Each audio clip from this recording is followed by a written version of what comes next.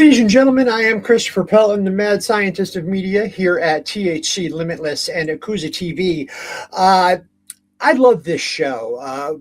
This has been one of my longest running podcasts, and the reason why I keep coming back to it is because I get the opportunity to go out there and see what's cooking in the world of art and music and writing and the whole nine yards. And I spend a lot of time online, going through people with good, interesting things to say, people with crap to say.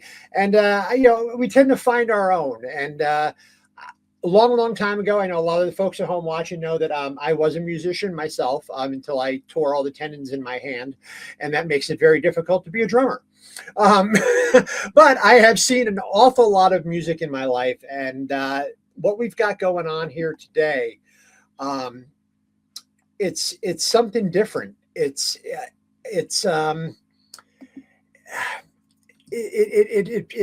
music, but it's music presented in a different way. So we're going to check this out. This is just a quick tease, and then we will bring our guest on.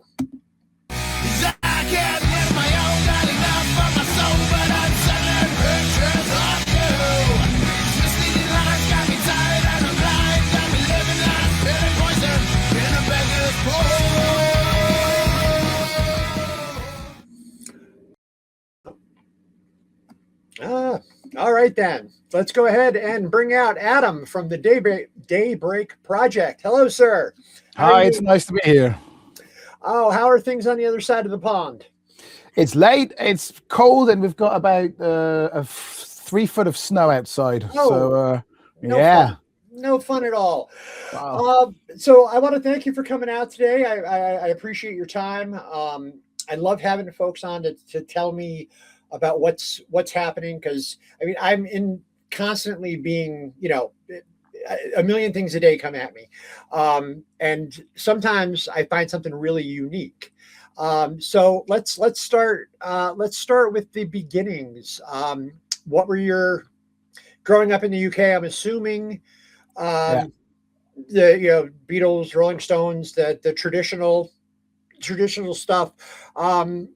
What else were you listening to? I mean, there's so much music, during when I was growing up. I was born in 1980, so by the time the 90s came, I was aware of what was going around culturally. I started off. My brother was a musician. He's older than me. I used to listen to him playing guitar, sitting on the end of his bed. He was a performer. He still is to this day.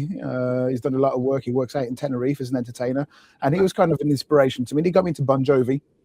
So Bon Jovi was one of my first loves. I loved Michael Jackson as well. Sure. So absolutely. Queen, and all those guys. Yeah. And then I moved over to heavier stuff. The US, your guys' music became popular over here. So it was like Nirvana. Probably one of my favorite bands of all time was Pearl Jam. I'd love to see the fact that they're still going and that they're still putting out some really good stuff. And then things went heavier with Korn. And I'm still listening. I'm still a big Korn fan to this day. And a few indie bands, a band I really appreciate and love called Project 86. They've just put out their swan song. I think it's going to be their last album, but they've been around for a long time, and I really like them. So those are my influences. I also see in the background over there. There's a Caribbean steel pan on the back shelf, and I run Poland's only youth steel band orchestra. So there's a lot of different things going on musically in what I'm doing. So nice, very nice.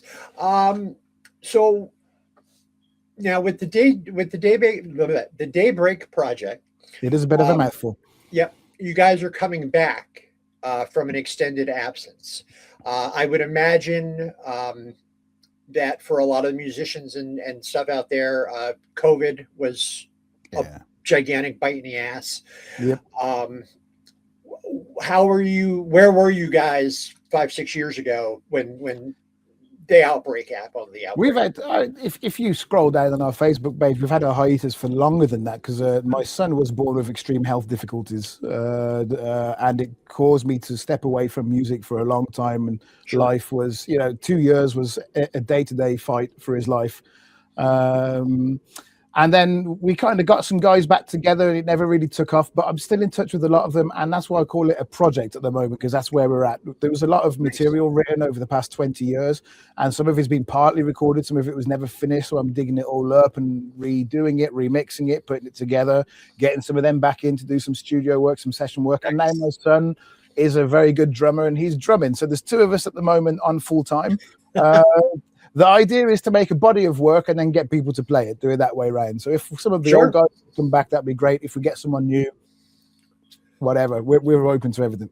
Excellent. So you've got there's a bit of storytelling in what you guys do.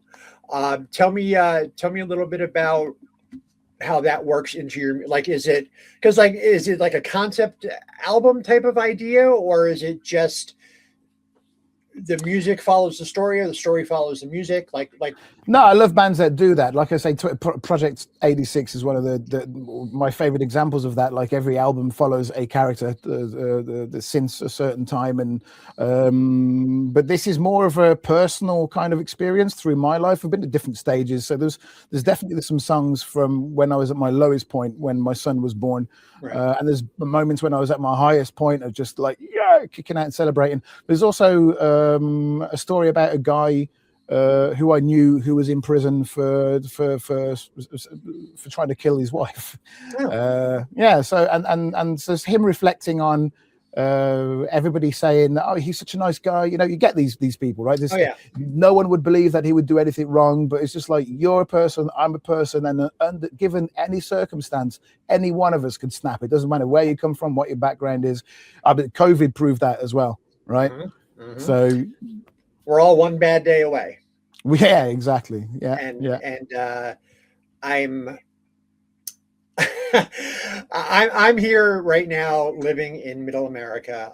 I moved from the East Coast about a year and a half ago, just because it was getting so loud. And it was just, there's so many people moving out of New York into Connecticut, which is where I was living. And so we moved to Illinois, where we are now. We're actually going to be moving again to Arizona in a few months, which will be great because, man, this cold is cold. You got room for one more. Oh, dude, I'm telling you, every day it's like I'm approaching 50, and oh wow, it's eating me up, man. I was in bad shape to begin with, years of injuries and stuff like that. So, I am not far behind you in those terms, so I'll catch you up one day. Absolutely. So, it's nice. I'm hoping I'll be able to stand up again and not hear snap, crackle, and pop. Well, that would be nice. It seems to be the case. So, what was recorded, or did you, like, how far were you guys into working on something before everything changed? The latest single, Still Image, a lot of the bass was done. I redid all the vocals for that. So all the vocal work was done within the last couple of months. The guitars is a mix of stuff I had to redo, and like some of the what do you call? I've been in Poland for so long. I know the Polish word, the riffs, right? Okay. Yeah. So some of those were redone. I reamped some stuff as well, because the dry signal from the guitar, I reamped it through a new tube amp, and just to make it pop a little bit more. So it really is a huge mix. The one I'm working on now, I had to do quite a lot again. I did all the vocals again. The guitars have been done again. The drums are original from when the band was together. So it's a hodgepodge really of stuff. Okay. So I'm enjoying it though. I do it for the love of the game, That's it. It's having that vision, having that, with music, having that hum in your ear, to be able to get it out there on your own terms. Yeah. Which is, I know that when the file sharing thing happened, the people lost their money and Napster. Oh my goodness. But they didn't take over the music industry, but they certainly changed it. Yes. It opened up opportunities that were then followed by like social media sites and then YouTube, and then so they did kind of turn the music business on its head, and now it's an amazing thing that you can go into a studio and record an album, mix the album, and have it out there. You don't have to wait on release dates. You don't have to wait on, oh, well, we have to do. No, it's like when it's ready to go, it's ready to go. And that's the exciting thing. And the teasing of, hey, this is, check this out, little here, little there. Well, that's also what was lacking for us back in the day. It was not easy, and also we're in Poland, and it would have been a lot easier if I'd have been in the UK, because they say it's not about how good you are, it's who you know. I don't agree with that completely. You do have to have some skill and talent, obviously. Oh, sure. But unless you knew producers, unless you knew people, it was impossible to get your stuff heard. Nowadays, it's made it a lot easier. It's just come along. I was sitting down one day and I just thought, is it too late? Because I'm getting on in years, and I just thought, and I started teaching in the school. I've been a teacher for a long time, but I started teaching some older kids, and they heard some of the music and they thought, it'd be great if you could get that out. So, nice. And a lot of them are listening, and hopefully I hope to inspire a generation of young people, because I had just this week, I had a girl come to me in one of my classes and she asked, is it worth it? Because she wants to get into music and theatre. And I said, you have to ask yourself that. What are you willing, what will be enough for you for it to be worth it for you? Yep. Right? Exactly. So for me, the fact that you guys are listening, you found it, it's nice, it's speaking to you. I said, that makes it worth it for me, and it makes me want to do the next one. So absolutely. And that's, there's so much, and it's one of the things that I've always kind of wondered about is, I work with a lot of authors. I work with, script writers and all kinds of stuff. And so many of the stories that I hear from them are the same. They struggled to get that foot in the door. They were up against rejection. And then, that was happening to me as well. And after a while, I started getting published regularly in magazines. I had already put out a book and I was getting published regularly in magazines. So I thought, you know what, it behooves me to open my door to people, especially younger writers and first time writers, because you never know who you're going to find, and one of these kids that comes up to you and says, hey, Adam, what about this? And you say, oh, well, this, and this. And then that kid goes on later, to be Stevie Wonder. It's like, you never know. And that's why I don't like. The possibilities are endless. The possibilities are endless. Like, another guy came up to me and he's going to be, hopefully, he's going to be designing the cover for the next single. Nice. Which is coming out in I think 5 weeks is the release date I've got set. So awesome. So and it can inspire a lot of people. It's not just about music, about art as well. A lot of things go into making music. We've got another group of people who want to. We're planning a Korn cover for halfway through the year. Nice. And we're planning possibly making a music video for it. So awesome. That's in the air as well. So a lot of exciting things happening. Very cool. Yeah. So the reaching out to help people when you're in a position to do so, that's admirable, because you've learned, you've been through the life, you've lived that life, you've learned your lessons. And now when some, a willing young person comes up to you as a creator and just wants to pick your brain about it, to me, I love that feeling. I love it when authors call me and they're like, hey, I was thinking about this, how would you blah, blah. I love it because it's like, they look at us, we're kind of like the elder statesmen. Sure. Which is kind of weird. But less corrupt. But, yeah, way less corrupt. Which gets me into trouble sometimes. Because a lot of people get mad at me because I have a problem with the system as it is, especially in the writing world. We're going to go ahead and take a quick commercial break, and then we're going to come back and play Straight Fire. So, folks, hold tight.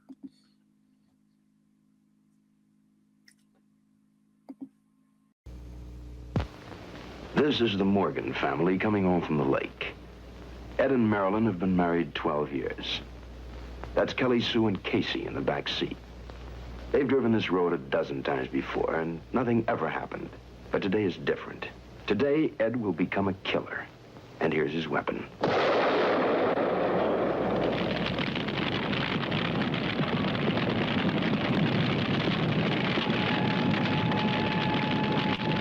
Good old Ed Morgan. A mighty careful man in his own home.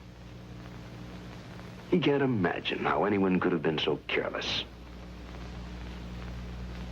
Ed Morgan, Every man. Anyone who handles fire in any form is a potential killer.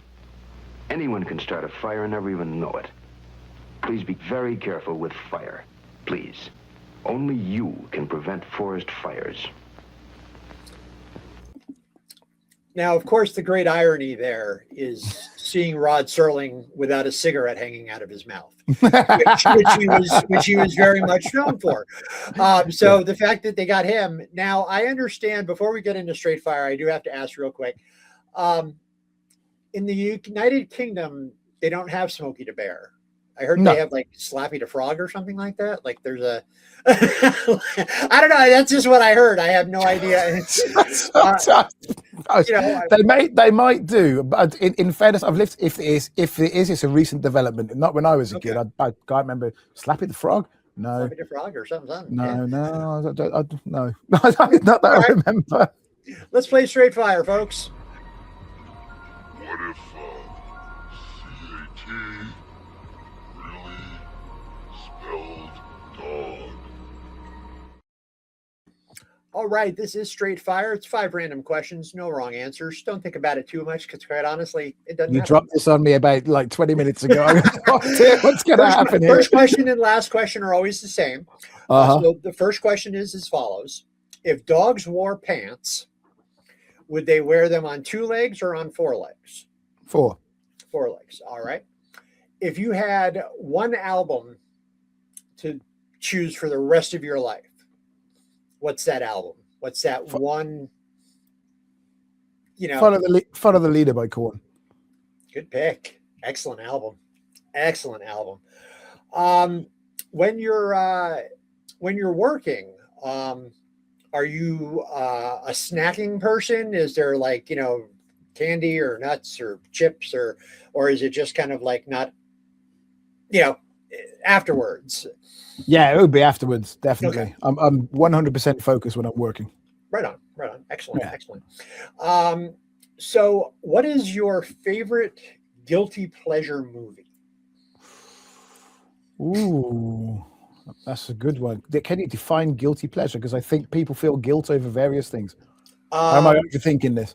For me, it's Jaws 4. Oh my gosh! So something that's so bad, but you just love it. Love it. Masters of the Universe with Dolph Lundgren. Nice. I'm a He-Man kid. I grew up in the 80s. I'm liking the new trailer. Oh my God, it looks great, doesn't it? It does look good. So I'm not. I tell you what, cinema has dropped a long way, and it's difficult to get me excited about anything. Yeah. But when I saw that, I was like, oh. And I'm looking forward to seeing Nick Cage as the Spider-Man noir. Yeah, freaking Nick Cage. Why not? He I don't know if you guys saw Willy's Wonderland. It was I've heard about it though. I've heard about it. It was basically what the Five Nights at Freddy movies could have been if it had been done well. Okay. But the amazing thing about it is Nick Cage is basically silent throughout the entire film. And if you know anything about Nick Cage, he can't be silent. Yeah. So it was an amazing performance. So if you get a chance, check it out. It's definitely worth the hour and a half of your time. Absolutely. I believe Nick Cage is one of the most underrated actors. I think he can really act. He can act, definitely. Yeah. And the last question, and after you answer, I'll explain why I ask. Okay. When you're at the market, can you reach the items on the top shelf?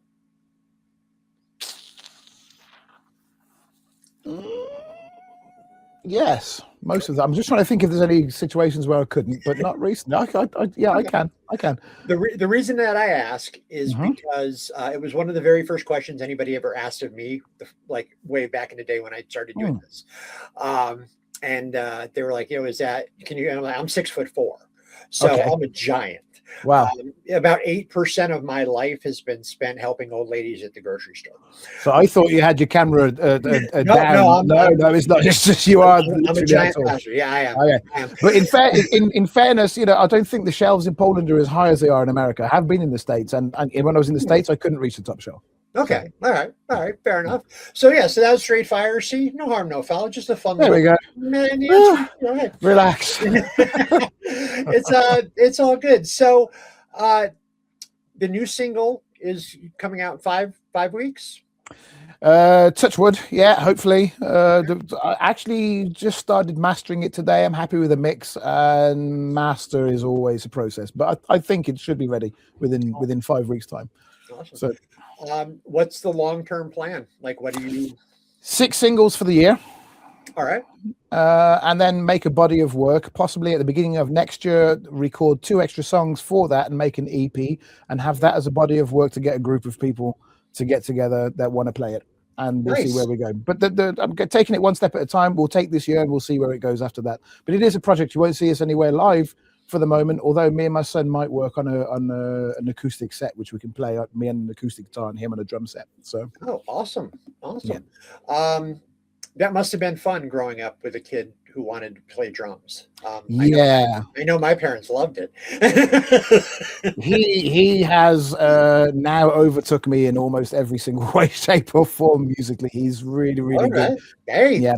that's great. I mean, and he's got a positive example to look at as far as what can be accomplished Wow. because the industry is, that's the thing is I've been around so long. I've done so many different things, and it's like I've seen all the potholes. I've seen the ugliness of things. I've seen egos completely unchecked. And for me, it's not when I was in my 20s. It was a lot more about me and my shit and what I had going on. But I'm Sure. gonna be 50 in a couple of months, and at this point, these younger people they motivate me. Like I talk to some of these kids, and I say kids. My daughter's 30, so anybody who's younger than my daughter, I just is a kid. Think he's a kid. Yeah. So she, to be able to work with these young people, and to see that in their eyes, to see that, wow, this person is taking their time to talk to me, and they listen, and they it's a great thing, and I can't wait. I'm excited. I love the idea. I love what you're working on. 5 weeks is a long time, but when you're ready, hit me up and we can do a live Let's do it. debut, or I'm around. I That's love this. great. I love doing this. So That's awesome. so again, it's get the word out there and let people know, hey man, because one of the things I hear, and I hear it a lot with the horror stuff too, but there's nothing new out there. They're like, oh, there's no new music. There's no, there is. You just have to know. There is. Yeah. And you don't have to settle for some of the garbage that passes for pop music these days. Yeah, I mean, but I mean, it is, isn't it? And young people don't know it exists, and it's just about. It's not just young people. A lot of people don't know it exists because we are consumers of what we're fed at the end of the day. But I mean, it's what I've always tried to do. I had a guy in because I always put my music past someone who knows, because your ears get tired of it, and you might not hear certain things. And I had a couple of guys in who played with me back in the day.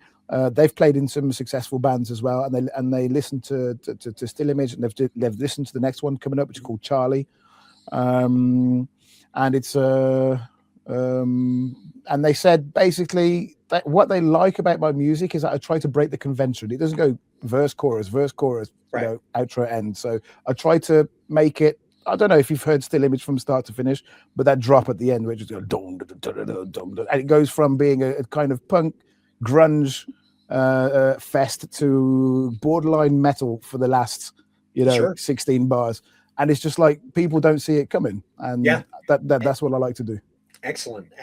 Well, Adam, I want to thank you for coming out today. I know it's late where you are. What is the time over there? What do you guys, like 7-8 hours ahead? It is 10:30 in the evening. Okay, it's not so that late. So, 7 hours. So yeah, we're good. That's all good. But again, I do want to thank you for coming out. I appreciate your time. I'm always excited to hear new stuff. So let's stay in touch. Yeah, definitely. And I just want to take the opportunity to thank you for the invitation as well. Oh, absolutely. I love discovering new music, because I think we all get to an age where, like I hit my 30s and it was like, okay, there's so many pieces of music by artists that I know I like that I've never heard. So I kind of like, I didn't move at a certain point in time. Sure. I wasn't really moving forward with it because, I was listening. I mean, I grew up very fortunately. My parents, my father was into like Zeppelin and Sabbath and the Doors and all that stuff, and my mom was, Beatles and the Beach Boys. So I grew up with a full range of music. I had a super gay uncle, so there was like disco all the time.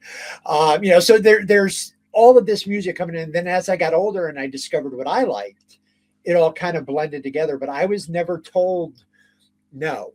My parents never came to me and said, "What is this garbage?" Not one time. And I to this day I appreciate that because there's so much great music out there, and if you stick to one thing, you're gonna miss like a world. Like it's crazy. It's absolutely crazy. A whole myriad of things that you could have gorged yourself on. Oh yeah. And I've seen my top five groups. I've seen 4 of the 5. I was very lucky. Unfortunately, John Lennon died when I was 4. So Beatles were never an option, but I did see Leonard Cohen, who is amazing. He was amazing. That old man, I saw him at Madison Square Garden. He was 82 years old. And that old man came out and played for 3.5 hours. You don't and it get was that now. Phenomenal. It was unbelievable. Weird Al puts on a great show. 9 Inch Nails puts on a great show. I saw Korn. So it's so much, just there's so much out there. And I was fortunate enough to be raised in an environment where that was encouraged. And that's what I try. Like with my kids, it was like, they like, they got into like swing music. They got into like They Might Be Giants. They got into just like all of this different stuff. And they were like, is that, it's like, I'm like, listen to whatever you want, man. I mean, I'd prefer you didn't run around swearing and cursing when you're 10, but I mean, other than that, listen to what you want. Yeah, absolutely. And I've taken the same approach with Sam, who's my boy as well, and he has he likes listening to Frank Sinatra, but also he'll listen to Limp Bizkit straight after. It's. I'm one of the few people you'll probably ever meet that has seen 9 Inch Nails and Wayne Newton live. Wow. Because Sinatra had died, and Wayne Newton was coming to the casino near where I lived, and I was like, I think I should go see Wayne Newton. and I was hanging out. I was with my parents, and they're like, Wayne Newton? I'm like, look, Sinatra just died. I never got to see him. So, I don't know how long Wayne's got left. As it turns out, a long ass time. Yeah. Amazing show. He put on he played for like 2 hours. And, so I've seen a lot of great bands live. I love live music. There's nothing like it. If you have the chance to check them out, I'm sure you don't know them, but they were top of the British charts. If you've ever liked Brit rock, a guy with a very unique voice is a guy called Gary Stringer from a band called Reef. If you've never heard of Reef, check them out. But their first album was made just them in a very cheap studio with a single guitar, drum kit, bass, and just a distortion pedal. It's so raw, but it's really good album. Then their next one knocked it out. It was production value went up obviously because the first one was a mini hit. The next one hit the top of the British charts and stayed there for 16 weeks. Wow. And I met them twice. They gave really good shows. Yeah, very nice. Very nice. So check them out if you can. I will. I definitely will. See, this is why I love talking to people.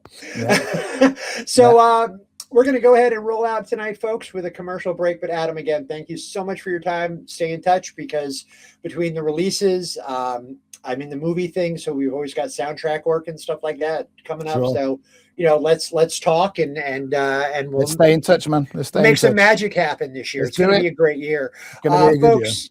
I hope you enjoy the show. I will see you next week here on THC Time. We're going to go out with a commercial from this is a book from our good friend Susan Rogers, who's an amazing author, and we'll see you next time right here on THC. Author of Uncovering Norman, Death in the Cards, and The One in the Noose. Sharon Cody moved to Florida for peace, but found her ex-husband's ghost haunting her new life. Just when she thought supernatural threats were her only problem, a real-life predator starts stalking her every move. As supernatural dread collides with very real danger, Sharon must wield the psychic strength she's long denied. Because in Gulfside, even paradise can turn deadly, and if she can't fight back, she may lose everything.